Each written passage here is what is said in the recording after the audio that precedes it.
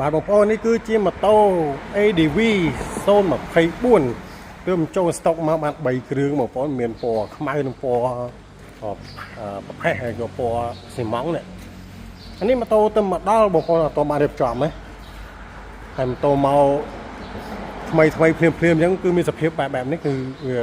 មូលស្អាតអត់មានបែកបាក់បុកអីទេបងប្អូនហើយស្អាតហ្នឹងនេះដែកនៅខ្ចី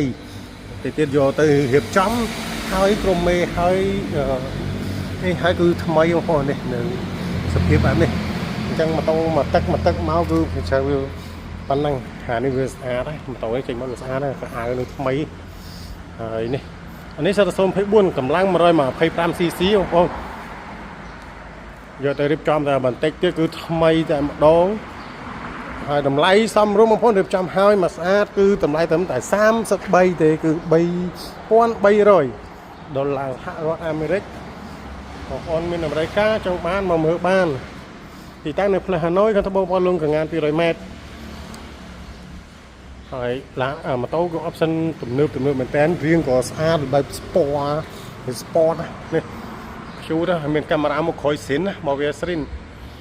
នេះគុជ4គ្រាប់កូដហ្វាយគឺមកឆ្ងាញ់មកអេមហើយអេក្រង់វាគឺអេមអេក្រង់វាគឺមាន option ទំនើបជាច្រើនមានបង្ហាញកាមេរ៉ាមុខក្រោយឲ្យទៀត